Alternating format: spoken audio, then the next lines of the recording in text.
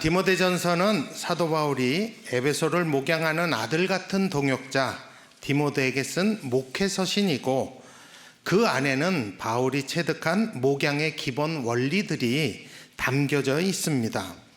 바울은 사도로서 자신의 부끄러운 과거도 서슴없이 얘기하므로 하나님의 은혜와 긍휼을 더 부각시키면서 자신의 사명이 무엇이며 맡겨진 영광의 복음이 무엇인지를 나누고 있습니다. 그러면서 자신이 사도로 온갖 어려움과 고난들을 이기며 견디며 사명에 충성할 수 있는 비결도 나누고 있습니다. 바울은 하나님께 사도로 부르심을 받아 보내심을 받은 사람으로서 자기를 보내신 주인의, 즉 하나님의 소원을 파악했다고 지난주에 말씀드렸습니다. 그 하나님의 소원을 잘 알기에 바울은 맡겨주신 사명에 죽도록 충성할 수 있었습니다. 그 하나님의 소원이 디모데전서 2장 4절이라고 지난주에 말씀드렸습니다. 우리 다 같이 한번 2장 4절을 같이 읽어보시겠습니다.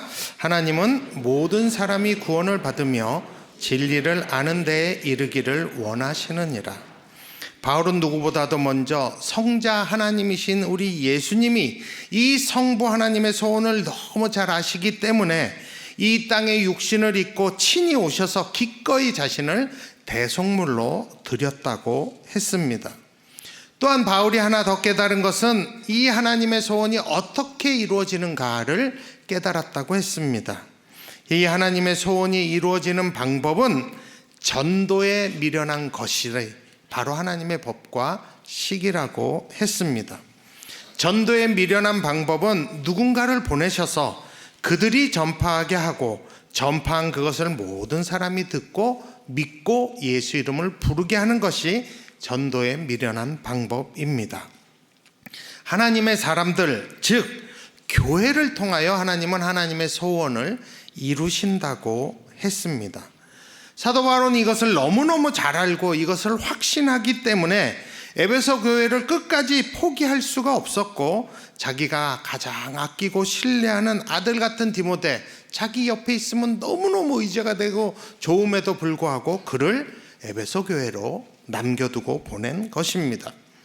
하나님의 몸된 교회가 바로 하나님의 소원을 이루는 구원의 도구임을 바울이 너무 잘 알기 때문에 다시 해산하는 수고를 해서라도 그 교회를 다시 세우려고 최대한 애를 쓴 것을 알 수 있습니다.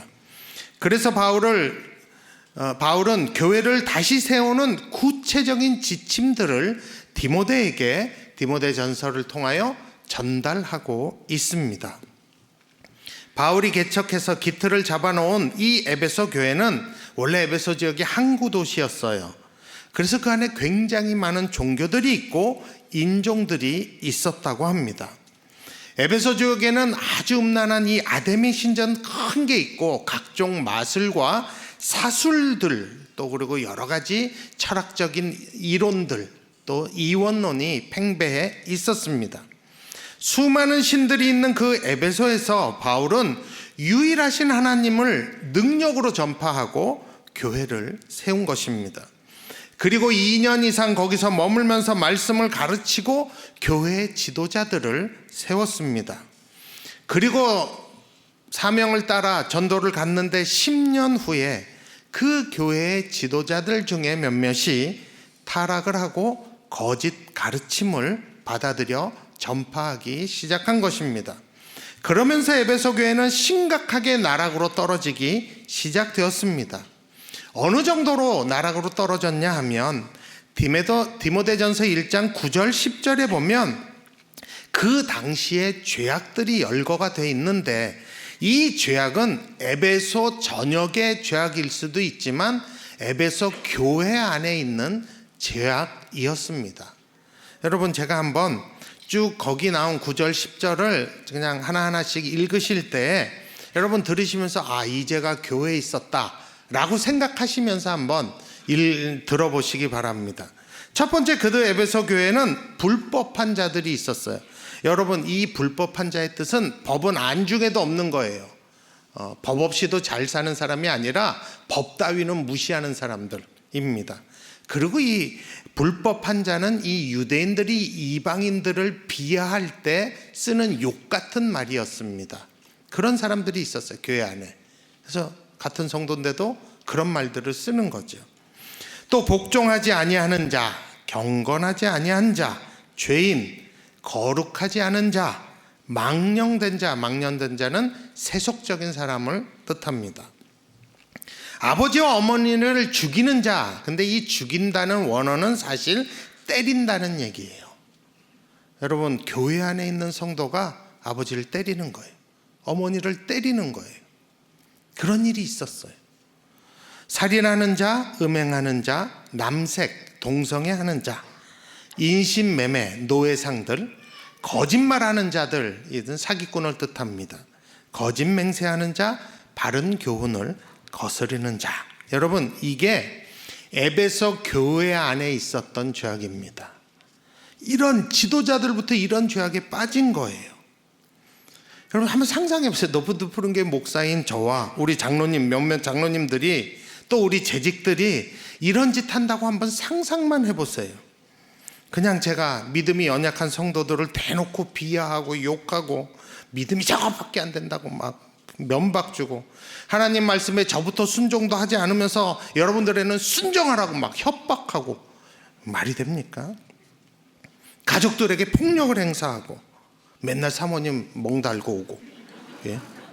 맨날 술집에서 살고, 그렇게 돈을 꿔요. 성도들한테 돈 꿔다가 암 갖고 미루고 이 사람한테 꿔서 뭐 저러고, 하여튼 돈 관계가 복잡하고 막 투자하라고 사기치고 다니고.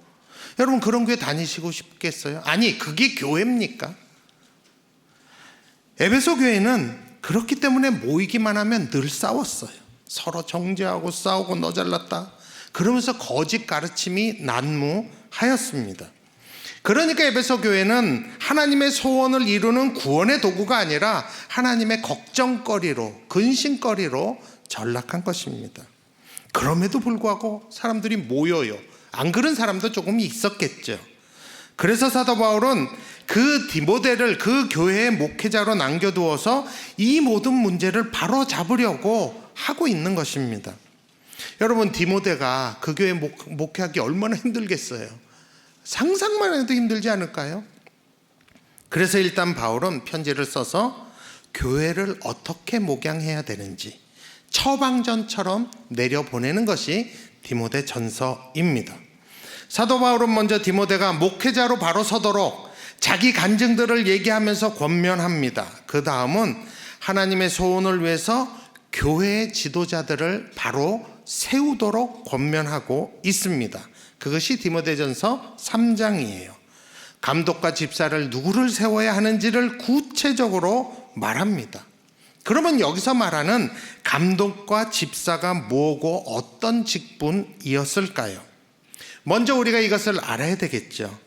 디모데전서가 기록된 것이 대략 AD 65에서 66년경이라고 보는데, 여러분, 이때는 교회가 조직적으로 완전히 구비된 때가 아니라는 것을 염두에 두어야 합니다. 그래서 직분들도 여러 가지 호칭으로도 쓰이고 뭐든지 다 이렇게 시스템적으로 되지 않았던 때라는 걸 염두에 두셔야 합니다. 이 당시 교회들은 주말마다, 주일마다 우리처럼 이렇게 한 자리에 다 모일 수 있지 않았습니다. 그래서 이 당시 교회들은 소규모였어요. 몇몇 가정들로 이룬 가정교회 같은 것이었어요. 그래서 에베소 교회라고 할 때는 한 교회를 지칭하는 게 아니라 그 지역에 있는 모든 교회를 통칭해서 에베소 교회라고 하는 것입니다. 그러니까 그 소규모의 각 교회들마다 지도자들이 필요하고 일꾼이 필요하겠죠. 디모데전서를 보면 3장에는 감독이라는 단어를 쓰고 있고 5장에는 장로라는 단어를 쓰고 있습니다. 사실 감독이란 것은 헬라적인 배경의 말이고 장로라는 건 유대적인 배경의 표현이라고 저 배웠습니다. 그러므로 사실 감독과 장로는 거의 같은 지도자를 뜻한다고 생각하는 것이, 물론 신학적으로 아직도 싸우고 있지만 그분들 보고 싸우라 그러고, 우리는 감독을 이게 완전히 체제가 되지 않았기 때문에 장로라고 생각하면 됩니다. 그리고 필요할 때는 이 장로들 중에 대표성을 가진 한 사람을 뽑아서 그를 감독이라고도 했던 것 같습니다. 감독과 장로들이 주로 해야 하는 직무는 말씀을 가르치고 교회를 다스리는 거예요. 가르치고 목양하고 다스리는 거가 장로와 감독들이 해야 되는 주 임무였습니다. 그러므로 사실 지금 우리 교회, 우리 실정에 비추어 보면 여기서 말하는 감독과 장로는 사실 목회자들과 시무 장로님으로 보는 것이 맞는 것 같아요. 왜냐하면 목회자들과 시무 장로님이 당회를 구성하고 교회를 치리하고 목회자들은 말씀을 가르치고 전하고 있기 때문에 이 당시 말하는 장로 그룹에는 사실 지금으로 보면 목회자들과 시무 장로님들이 들어가는 것이 적절하지 않나라고 저는 생각합니다. 또한 디모데전서 3장에 보면 집사에 대해서 나옵니다. 근데 우리가 지금 부르는 집사님과 이때 말하는 집사가 좀 다릅니다. 그래서 이 기회에 성경이 말하는 집사가 어떤 직분인지를 우리가 바로 알 필요가 있습니다. 집사라는 이 단어는 헬라어로 디아코노스입니다. 여러분이 이건 좀 아셨으면 좋겠어요. 디아코노스. 근데 이 원래 디아코노스의 뜻이 뭐냐 하면 음식을 먹을 때 옆에서 시중을 드는 자, 웨이터 같은 역할을 하는 사람이에요. 그러므로 교회에서 디아코노스라는 표현을 쓸 때에는 사역자나 일꾼을 뜻하며 누군가에게 복음이 들어가도록 도와주고 섬기는 자가 디아코노스, 즉 요즘 말로 집사라고 번역을 합니다. 근데 여러분 아시겠지만 이 디아코노스라는 헬라어에서 영어 단어 디컨이 나와요. 디컨을 한국말로는 집사라고 번역을 합니다. 사실 집사라고 번역하지만 우리 안에 갖고 있는 생각은 집사님 할 때보다 갖고 있는 생각보다는 사역자로 보는 게 더 원어에 가까운 뜻입니다. 사도행전 6장에 보면 스데반이라고 나오죠. 그럼 우리는 늘 스데반 집사라고 불러요. 근데 여러분 전혀 성경적 근거는 없는 겁니다. 사도행전 6장의 구제와 행정에 힘쓰는 7사람을 뽑았기 때문에 그들을 나중에 후대의 사람들이 그들이 집사야 라고 부른 것 뿐이지 스데반이 집사라는 근거는 성경적인 근거는 없습니다. 그러니까 스데반도 사역자로 보는 것이 맞습니다. 분명한 것은 이 디아코노스라는 집사는 감독과 장로들과 함께 성도들을 돌보고 교회를 섬기는 사역자들을 뜻합니다. 여러분 사역자 하면 목사만 생각하면 안 됩니다. 저는 그래서 굳이 이 집사 그룹을 우리 교회에 적용을 해본다면 저는 이렇게 생각해요. 차세대와 청년과 초장, 쉴물가를 섬기는 분들, 재직들, 교사들, 목자들, 리더들, 그 외에도 교회에서 필요한 봉사를 감당하는 각 부서의 분들이 저는 집사, 디아코노스라고 생각합니다. 조금 더 확대하면 이 세상에서 왕같은 제사장으로 살면서 모든 삶으로 복음을 전하는 모든 그리스도의 제자, 직분이 뭐든 간에 그들을 디아코노스라고 말하는 것이 맞다고 생각을 합니다. 성경에서 디아코노스라는 단어로 소개된 사람들을 찾아보면 참 흥미롭습니다. 첫 번째 로마서 15장 8절에 보면 그리스도께서 하나님의 진실함을 위하여 할례의 추종자 디아코노스입니다가 되셨다고 해요. 그러니까 성경은 예수님이 하나님을 위해서 디아코노스가 되셨다고. 그러니까 우리 예수님도 디아코노스예요.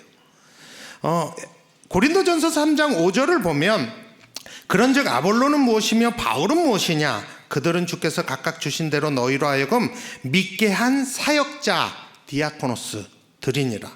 아볼로와 바울이 디아코노스라. 에베소서 3장 7절에 보면 이 복음을 위하여 그의 능력이 역사하는 대로 내게 주신 하나님의 은혜의 선물을 따라 내가 바울이 일꾼 디아코노스가 되었노라. 그래서 바울은 자신을 디아코노스로 소개를 합니다. 그 외에도 에베소서 6장 21절에도 주 안에서 진실한 일꾼 디아코노스인 두기고가 누굽니까? 바울 옆에서 바울 잘 돕고 바울 편지를 잘 전달한 사람입니다. 그러므로 성경에서 디아코노스라고 했을 때, 소위 우리가 요즘 번역하는 집사라고 했을 때는 예수님뿐만 아니라 바울, 아볼로, 두기고 다 나갑니다. 더 놀라운 건 로마서 13장 4절에 보면 위에 있는 정치가들, 경제적인 지도자들까지도 하나님이 그들을 쓰실 때 그들을 하나님의 사역자, 하나님의 디아코노스라고 표현하고 있습니다. 그래서 제가 디아코노스를 확대 해석하는 것도 이런 성경적인 근거가 있습니다. 하나님의 뜻을 위하여 부르심을 받은 사람들이 바로 디아코노스, 요즘 말하는 집사이고, 그 안에는 예수님과 바울과처럼 말씀을 전하고 가르치는 자들도 다 포함이 되는 것입니다. 그렇다면 왜 굳이 감독이라는 장로와 다른 직분을, 집사라는 직분을 굳이 교회에 만들었을까요? 그것은 교회의 질서 때문입니다. 하나님은 교회에서 질서를 중요시하십니다. 그래서 고린도전서 14장 33절에서 하나님은 무질서의 하나님이 아니시요 오직 화평의 하나님이시니라 라고 하고 있습니다. 사람들이 자기도 사역자다, 자기도 하나님께 은사를, 성령의 은사를 받았다고 이 사람이 뭐라 그러면 저 사람이 뭐라 그러고 막 교회에서 나름대로 막 계속 떠들면 여러분 얼마나 혼란스럽겠어요. 무질서하지 않겠어요? 제가 설교하는데 저쪽에서 어떤 분이 나도 설교한다고 설교하고, 이쪽에서 어떤 분이 나도 설교한다고 설교하고, 나도 사역자니까, 그러면 교회가 무슨 꼴이 되겠습니까? 그래서 하나님은 교회 안에 질서를 두셨고, 고린도전서 14장 40절에는 모든 것을 품위 있게 하고 질서 있게 하라고 합니다. 그래서 교회의 직분, 감독이나 장로나 집사는 계급이 아니라 역할이며 직임인 것입니다. 여러분, 목사도 계급이 아니에요. 구별은 되지만 차별이 있는 건 아닙니다. 감독은 더 높고 우월하고 집사는 그에 못 미치는 열등한 직임이다, 넘버 2다, 넘버 1이다, 아닙니다. 하나님은 교회의 질서를 위해 장로들과 감독을 세우고 집사들을 세우는 것입니다. 그들은 모두가 다 사역자들이요, 교회를 위하여 희생하고 맡겨진 것에 충성하는 자들입니다. 그렇다면 감독이라는 헬라어는 뭐냐면 에피스코포스예요. 에피스코포스. 이게 누구한테 쓰였는가를 보면 또 재미있어요. 사도행전 20장 28절에 보면 여러분들은 자기를 위하여 또는 온 양떼를 위하여 삼가라. 성령이 그들 가운데 여러분을 감독자로, 에피스코포스로 삼고 하나님이 자기 피로 사신 교회를 보살피게 하셨느니라. 이때 누구한테 얘기했냐면 에베소 장로들한테 한 얘기예요. 그래서 장로들을 감독, 에피스코포스라고 얘기하는 것입니다. 빌립보서 1장 1절에도 보면 그리스도 예수의 종 바울과 디모데는 그리스도 예수 안에서 빌립보에 사는 모든 성도와 또한 감독들과 집사들에게 편지한다고. 여러분, 빌립보 교회에 성도가 있고 감독이 있고 집사가 있다고 하는 것이에요. 그러니까 빌립보 교회 안엔 그런 질서가 있다고 봐야 하는 것입니다. 디도서 1장 5절에 바울은 역시 아들이라고 말하는 디도에게 내가 너를 그레데에 남겨둔 이유는 남은 일을 정리하고 내가 명한 대로 각 성에 장로들을 세우게 하려 합니다. 그래서 여기서 장로들을 복수로 썼어요. 그러니까 디도가 각 성에 장로들을 세우게 하기 위해서 바울이 보냈다는 거예요. 그리고 7절에, 디도서 1장 7절에 보면 감독은 단수입니다. 하나님의 청지기로서 단수예요. 그러니까 디도는 그 교회에 장로들을 세우고 그 중에 한 감독, 그 장로들 중에 한 사람을 감독으로 세웠던 것을 알 수가 있습니다. 사도 베드로는 이 감독의 모델로 누구를 대시냐? 베드로전서 2장 25절에 보면 너희가 전에는 양과 같이 길을 잃었더니 이제는 너희 영혼의 목자와 감독, 에피스코포스 되신 이 누구예요? 바로 앞절에 보면 그리스도입니다. 그러니까 예수님을 에피스코포스라고, 감독이라고 말하고 있습니다. 그래서 장로이든 집사이든 감독이든 모델은 다 누가 되시는 거예요? 그리스도, 예수님이 모델이 되는 것입니다. 머리 대신 예수님이 본보기가 되시고 감독으로, 집사로, 장로로 그 예수님의 말씀이 모든 사역의 교과서가 되는 것입니다. 디모데전서 3장에 보면 감독과 집사들을 어떤 사람을 뽑아야 할지를 구체적으로 얘기합니다. 많은 분들이 이것 때문에 시험 많이 듭니다. 이렇게 부담스럽게 구체적으로 이렇게 말하고 있냐. 여러분, 왜 구체적으로 말한지 아십니까? 그 당시에 그 에베소라는 지역과 에베소 교회가 너무 많이 망가졌기 때문에 구체적으로 되는 겁니다. 여러분, 사실 교회는 사회가 아무리 악하고 망가져도 교회, 예수님의 제자들, 하나님의 성도들은 달라야 하는데 에베소 교회는 그렇지 않았던 것입니다. 그래서 이 감독의 자격도 보면 자격이 뭐 이런 거예요. 부인 하나면 좋겠다. 여러 명을 부인으로 안 두면 좋겠다. 알코올 중독자가 아니면 좋겠다. 폭행하지, 엄마 아버지 안 때고 부인 안 때렸으면 좋겠다. 여러분, 이런 항목 정말 웃기지 않습니까?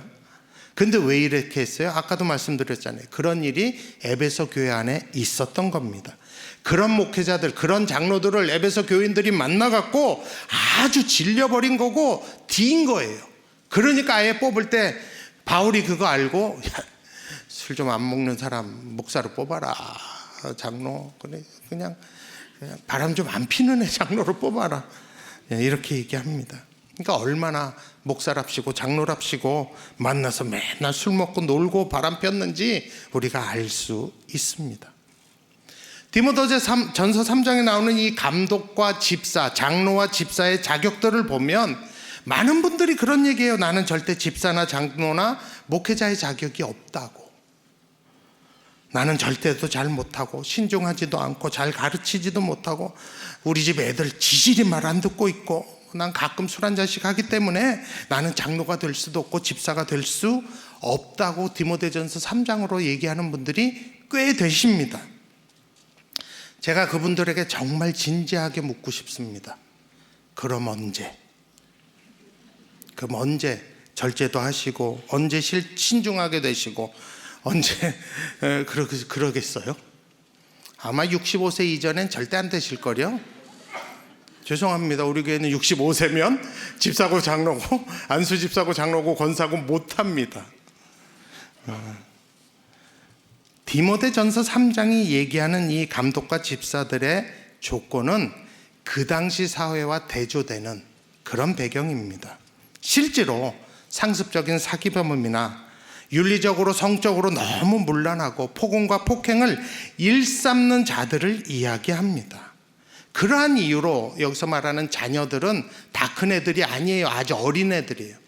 그냥 아버지가 막 그러니까 맨날 욕하고 그러니까 애들이 말 안 듣는 거 당연한 거 아닙니까? 그런 자들을 의미하는 거예요. 물론 교회를 이용해서 부와 명예를 가지려는 자들은 절대로 목사나 장로나 집사나 권사가 되면 안 됩니다. 안 돼요. 예수님을 믿은 지 얼마 안 되는 사람들이나 성경을 전혀 모르는 분들이라면 아직은 직분을 가지면 안 됩니다. 그래서 우리 법에도 그런 분들은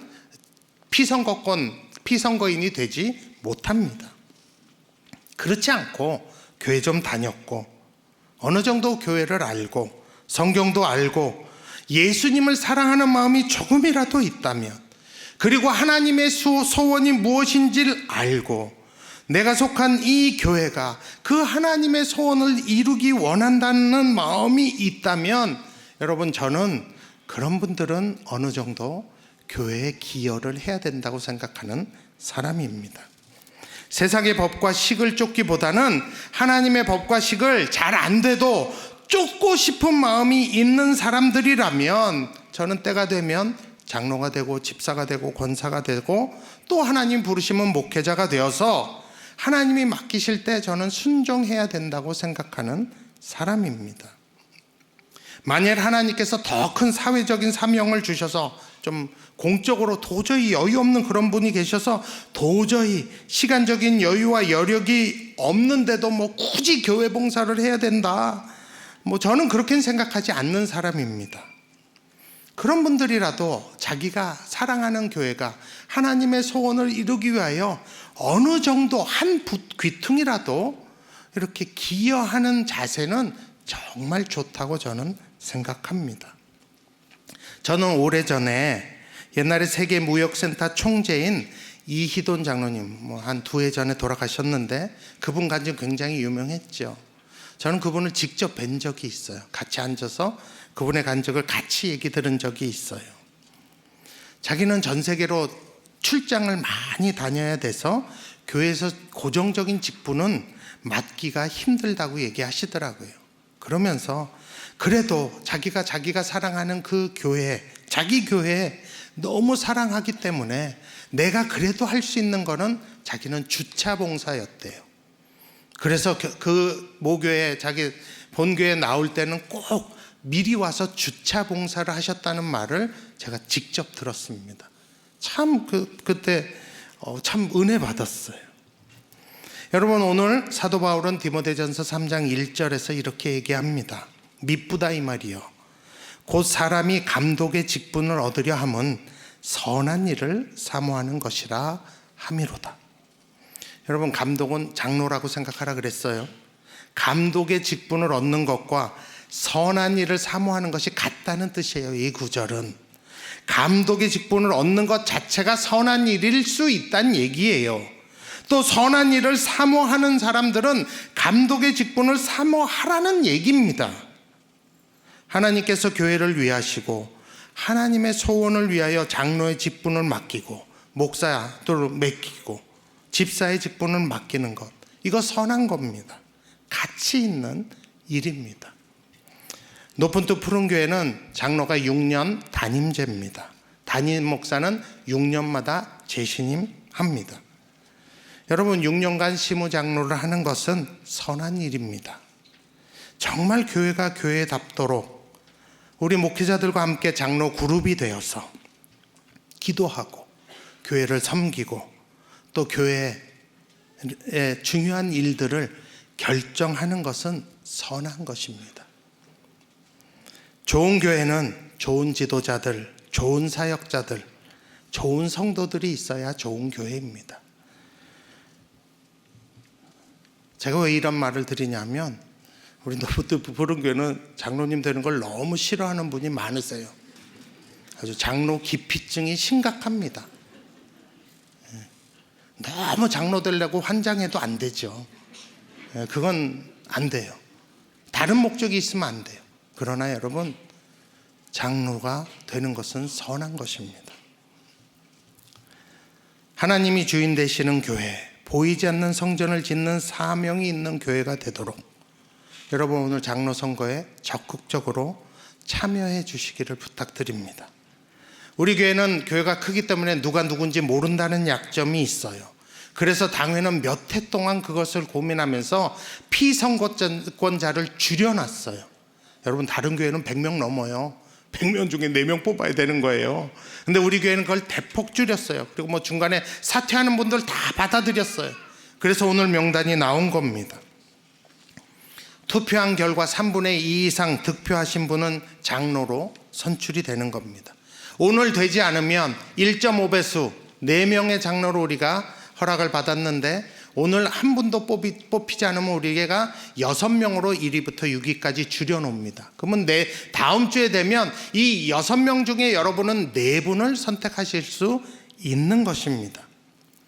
1차 선거에서 누군지 몰라서 나는 아는 사람만 찍는다 그러세요. 그러면 2차 선거 때는 꼭 4명을 찍어주세요. 여러분, 지금 심각합니다. 우리 장로님, 시무장로님 2분 계세요. 저분 아주 쎄빠지게 일하세요. 그분들이요.